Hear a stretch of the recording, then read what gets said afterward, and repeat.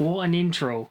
I put up a poll on Instagram as well as a community post here on YouTube asking for your fighting talk takes. What bookish takes have you got that makes people want to fight you?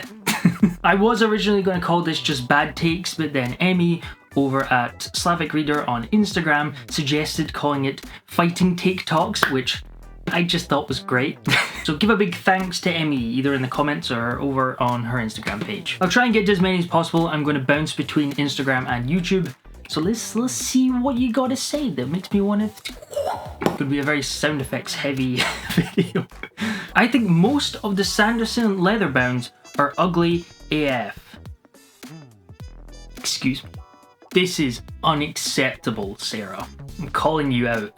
The leather bounds are very stylistic. I think they're going for this like old classic tome that you'd see in old libraries and things. It's very much an aesthetic, and if you don't like that aesthetic, then yeah. But if you don't like that aesthetic, then unacceptable. I'm surprised. I'm just surprised. A little disappointed and surprised. And you're wrong. Fake stickers on books are fine, as are movie posters for book covers. Get over it, people. I can see we're not letting up with the fighting takes here, and I have a hard disagree on the stickers point of that. I got this really nice Dune set, and they all look really nice, apart from Dune Messiah, that has this big sticker that says, sequel to Dune, soon to be a major motion picture. And it's not a real sticker. If it was a sticker, I would be less bothered, but because it's actually on the cover, unacceptable. It's not even on the Dune cover. It's only on the sequel. There is a version with that on that cover as well. I hate it. It just covers the art. It just looks not very good. And I get it. It's a marketing thing. They're trying to let people know that the movie's coming out, especially for fans of the book. However, mark it somewhere else or make it peel-offable. The second half of this though, the movie posters, I half agree. There are some covers that I think look really nice that are the film tie-in covers. The Lord of the Rings being one example. I actually think these look really, really nice. I think it's down to not having the actors right at the forefront of the cover and making it almost a more stylized like landscape photo like those ones. I think that would work. But there's also a ton I am not a fan of. There's more I don't like than I do like, but it can be done well. You get half a karate chop. You get like a... Careful, you're on a fine line. Murderbot is painfully uninteresting and boring. I'm so sorry. You should be. Disgusting opinion. No, that's all the karate chops. That's like a roundhouse kick to the face level fighting talk. That's... No, don't you talk about my Murderbot like that. I don't even have anything to say, just no. No, boring, they're like novellas, they're short, you can just through them. We're moving on. Chunky books are overhyped. I'd rather have 10 250 page books than 2 1,000 page books. I get this one, I understand it. I think this is more of the type of storytelling you get in longer books. Like the Stormlight books, you're in it for the experience of reading this 1,000 page chunky book. It's very slow paced, and if there is a chapter that's just kind of a side tangent or the character spends a long time ruminating and there's a lot of character building and slower scenes, you are expected to kind of be more forgiving for these longer books. So it is very much just a type of storytelling that you enjoy. If you prefer this sort of shorter, sharper, that's completely understandable. I get that. I personally really enjoy huge, chunky, really fleshed out fantasy books, but I don't always want to read them back to back. I do like shorter reads in between. But I get it. You get a slightly too hard pat on the head. You're not wrong, but I want to read more standalones. Not every story needs to be a multi-volume epic. I agree. I was just thinking about this recently. I have not read that many standalones. There was a standalone poll on the Fantasy Fellowship's Instagram and I have not read any of these. So I really want to make a more conscious decision for reading standalones, particularly when I have started so many series and I'm planning on starting another one very soon that I'll probably do a full video on very soon. You get a high five. I dislike multiple point of views because I always have a favorite one, so the others kind of end up being a chore to get through. I see it, but no. This is very much a hard line to skirt. I know Brandon Sanderson talked about it in one of his lectures, that if you are doing a multiple point of view story, then people will have their favorites. It's just kind of how it is. However, you know you're on the right track when different people have different favorites. For me personally, I really like multiple point of views because it leads into a bigger scope of story. It means you get to see different characters and their experience of the world, particularly if they live in different parts of the world, or if they have very different backgrounds. You can see the same world through different characters' eyes, and it really adds this level of depth and realness to a world. And as a writer, it does give you some room to play, because it means one character can then come to realizations that fills in information on this other character's backstory or why they are the way they are. It does create an interesting dynamic to share information. However, I do get it because I'm the same.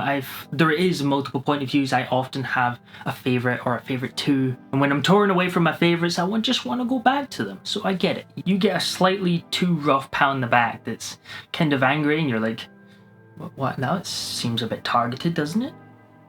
It is targeted. This is a joke, by the way. I'm not going to come and karate chop anybody.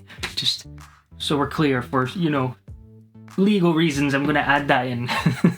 I don't care if George R.R. Martin and Rothfuss don't finish their books, because the story is still awesome. The end. And feel the riots on their way.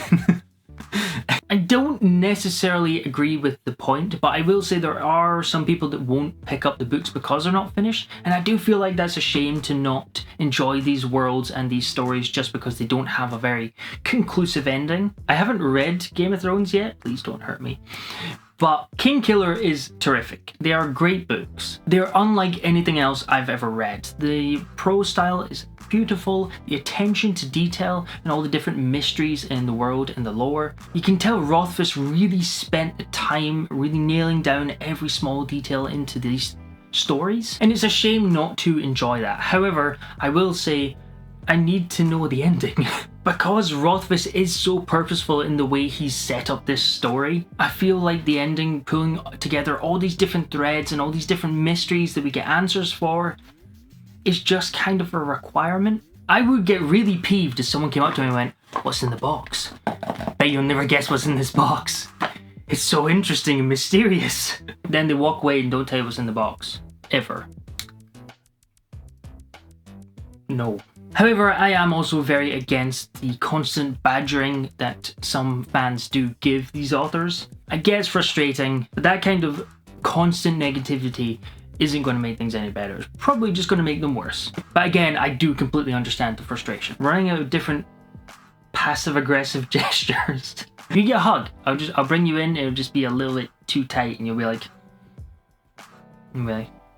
that's an okay opinion. I hate nautical fantasy. I didn't mind it at first, but after over 10 years of reading fantasy, I feel like there are at least a few chapters on a boat in majority of high fantasy. I don't want to get to know another charming crew, and I don't want to read about how the boats work for the 500th time. I don't think it comes up that often, does it? See, I wouldn't consider Shadow of the Gods nautical, but I guess they are on a boat a couple times. Same with Shadow Casket, they are on a boat for a very short time. Okay, yeah, there's a number of fantasy series that do have short boating sections, so I kind of get where you're... I've maybe just not read as many as you have, or what you have, because I don't feel like there's enough that I would be burned out on it yet. However, I don't want to get to know another charming crew and read about how boats work. That's hilarious. I completely understand that, because there are certain tropes and stereotypes with seafaring parts. It has to be a very quirky crew, and over-explaining the actual functions of how boats work and sailing, that's okay. I understand that completely. I've maybe just not read enough with seafaring parts in it to get burnt out yet, but I do really like nautical fantasy. You get an elbow nudge, because this is quite funny. I like that. Fairy Tale is the best Stephen King book. Well, I've not read Fairy Tale yet. I did read it, and I loved it. It was terrific. It's a very hard book to talk about. You just say it all the time. So I think that's probably my favorite book from Stephen King so far, but I've hardly read any. I do have a copy of Fairy Tale, so I might read Fairy Tale this year. When it first came out, there was a huge influx of, oh, this is great, we're really loving it. And then it kind of went quiet as people got to the end. And I know this is a big complaint with Stephen King's work, is often his endings don't hit. Because at the time I was super excited to read it and get straight into it. And then people stopped talking about it. And then I saw some mixed reviews of people saying, ending's not great. Kind of thought, I'll get to it eventually. So let me know, have you read Fairy Tale by Stephen King? Is it the best Stephen King book? I mean, did you enjoy it? Should I read it in October? I don't know if that's a good or bad take. I don't think it's a good take. I don't know. So you're just gonna get a nod. I'm gonna give you a nod of, okay. Not gonna attack you. Just a nod of, it could be fine talk. We'll find out. We will find out. Sprayed edges aren't important if the book is still going to be printed on poor quality paper. I'm not sure if I put much thought into paper quality, to be honest. It's not something I've ever noted, and now I kind of want to go feel all the papers. The only paper I really don't like is some mass market paperbacks have the really thin paper. I just feel like I'm going to rip right through it. That's the only paper quality that I've thought, don't like this. However, I get what you mean with making a book really, really flashy, but then not really, then cheaping out in some of the other departments. To be fair, this book does have really nice paper quality, and it's very big and clear, and it is beautiful. I just don't really like the material that much. It feels quite cheap for the price. So I get you. I'm gonna give you you get high five as well. High five. Floppy books are great, but nothing satisfies me more than being able to crack the spine of a book I bought. You're a monster. I want you to know this. No. I want all the floppy paperbacks. Books are the only section where this is like an acceptable behavior in a small group of people. Can you imagine if the gaming community started going, oh, yeah, there's nothing better than getting a new game and just cracking the box open. Just really cracking that plastic. No. It's not acceptable. You get a face palm. You get like an angry face palm because it's unacceptable. We're moving on. TikTok has ruined my opinion on publishing. I hate that publishers would rather publish a book that has a few popular tropes from someone with a good social media presence versus the other self-published authors that many of us in the book community read from again and again. The books that blow up on TikTok are rarely good and are typically poorly written. I agree with half of this and disagree with the other half. The half that I agree with is it really sucks getting into publishing now if you just want to write. It's really difficult now to become a writer by just writing, which sucks because there will be a lot of really, really talented writers that will fly under the radar because of this.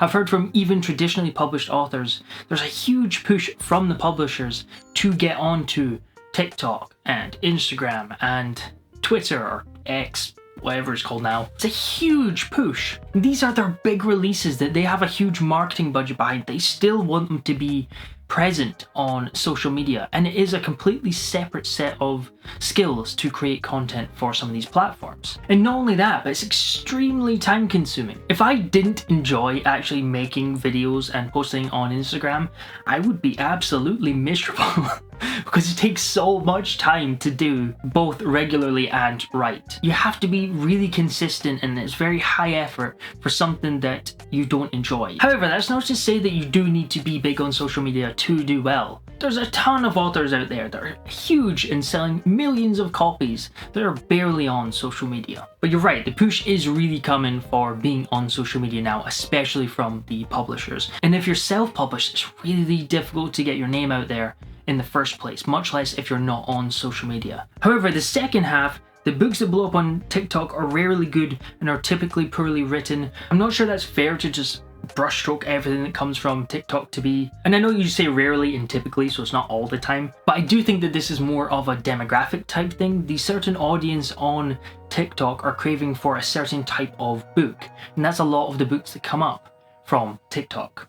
If I was doing more YA or romance fantasy. I know they're really, really big over on TikTok. I don't have a TikTok account, so I don't know that much about the community. I'm just going by what books I've seen come from TikTok. They seem to do really well. So I think the authors who are really promoting through TikTok are completely doing the right thing for them. It's clearly working really well to sell their books. But again, I do think it's a demographic thing, and if those types of books are just not your sort of thing, I know they're not really mine, that's fair enough. But I'm not sure it's fair to say they're just all pretty bad. I think it is just for a different sect of the fantasy community. You get a pat on the shoulder. That's good points-ish. Annotating your books with sticky notes is purely performative and no one really goes back to reference it. I don't annotate, so I'd be really curious to hear from people who do annotate. How often do you go back and read your notes? Maybe for like a review it would be really good, because then you'd have thoughts throughout. I know sometimes when I finish a book I forget points, and then I put out a video or a review post and I'm like, oh, I should have mentioned that. And saving quotes that you really like is something that I really like to do, but I always forget to do. However, this would be me. I would annotate it and then never ever go back, so there's no point in me doing it. I don't mind info dumps. Give me the entire backstory of that one character we'll probably never see again after chapter 6. Take 20 pages to tell me the whole town's history. The more I know, the more I feel like I'm part of the world / story. Well, it's actually story/world, but I completely get this one. You're going to be one of the people that really enjoys the 1,000-page chunker books, I'm guessing. You're not really into the more 250 fast kind of type of book, would be my assumption. And I am in the same boat. Info dumps are one of those things that are just immediately called big no-nos. Never do big info dumps of information, and you can't give them all this information, which I don't agree with. I think it's more of a pacing issue. It's when you share this information, and it's how you share this information. I mean, it depends how you would define an info dump, because a dump of information is very common in fantasy. I mean, Sanderson does it all the time, but you never hear people say he's really bad at info dumping, because he does it very organically. Trying to think of examples, and the one that's coming to my mind right now is that in Tress, there's a part where she is experimenting with the spores, and I think it's probably only about half the chapter, but it's half a chapter of her sitting playing with spores and experimenting and learning what different reactions she can get from them. That's an info dump. There's no other reason for that than it's trying to get across this information of the world and this world building, how these spores work. But because you're learning it through Tress's eyes and it's part of the scene and you're enveloped in the information, it reads fine and no one thinks, oh, that's an info dump, don't like that. So it's very much the execution of info dumps, in my opinion. Another thing is the tendency to reveal it all at one time. I know lots of people are put off from some fantasy books because they start with just this onslaught of immediate information. Like, people need to know the history of the world. They need to know why the culture's like this. They need to know the ins and out of the magic system, all in chapter 1. From a writing standpoint, you do want to ground your reader in the world quite quickly. However, how you do that without overwhelming them with information is the art of making a very good introduction. You've spent this long building this world and these cultures, you want to share them. The best books for me personally in fantasy have unveiled information naturally through the progression of the story. It's something I tried really consciously to do in my book. There's a whole leg of the magic system that's only kind of touched on in book 1 because it just didn't come up naturally. There was no reason for me to sit down and just dump all this information about it. You see how it works and its kind of limitations, and that's all you need for that part of the story. And later on, when it comes up naturally, I can go into more detail about why it is the way it is. So yeah, don't mind info dumps. It's more of a pacing issue and execution. It's fighting talk go. That's a high five. I'm giving you a high five. Some really good takes in this. I like this. Okay, we'll just do 2 more. We'll do 1 more from Instagram and 1 more from YouTube, because I've been talking for far too long. Sarah J. Maas and similar fandoms are so toxic, and I hate it. This isn't the first time I have heard this. Elliot Brooks did a really good video about different fandoms and their level of toxicity.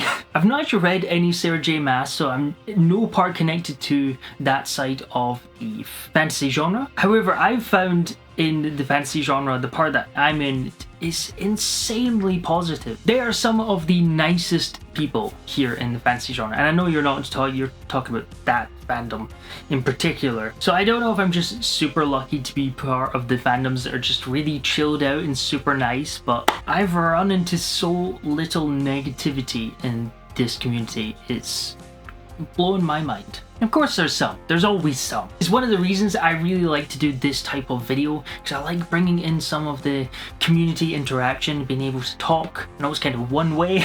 I know you can't defend yourself, but that's how I like it, right? I'm just going to tell you if you're right or you're wrong. That's a joke. It's a joke. It's a joke. I can't say anything about the Sarah J. Maas fandom, but there are some amazing communities and fandoms in the fantasy genre. And last, but certainly not least, I hate slow starts where one has to continue reading for it to get better. Name of the Wind's beginning turned me off slightly, but I was able to power through for an amazing experience. However, I still feel that the author doesn't always have to set up the world in a boring, slow fashion or manner at the start. There are many ways to make a boring day-to-day interesting and fun. So why make a boring part of your novel?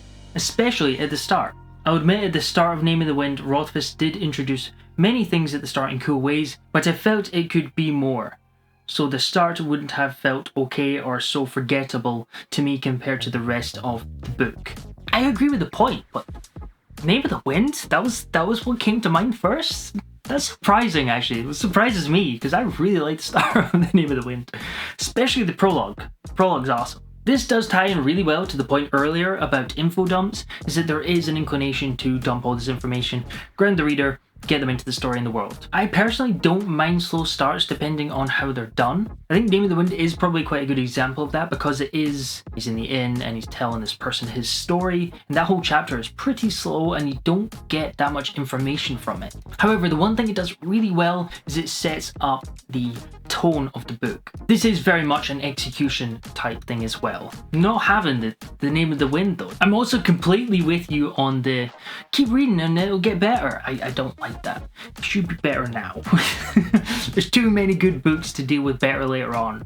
What's even worse is the series of books. It's like, oh yeah, it gets really good at book 24. Just read 23 books and then you'll have a good time. There is a cutoff though. If I've read one book or like the first book and it was still enjoyable, I will probably still move to the second book before making a decision for the whole series. So I don't need to be, oh, it's my favorite book ever at book 1. But there is a line. If you're telling me I need to read 24 books to get to the good stuff, then I completely forgot to give fighting actions to the last couple. Oh, the last couple get karate chops. I always have a lot of fun with these ones. I love reading your comments and getting to just talk about books and the wider sphere of the bookish communities and just discuss topics that wouldn't normally come up in videos. In fact, if you have any ideas of more interaction type content that you would like to see, please feel free to leave suggestions in the comments. But yes, thank you very much for watching. I wrote a book. Outro. Oh. I'm getting told for this.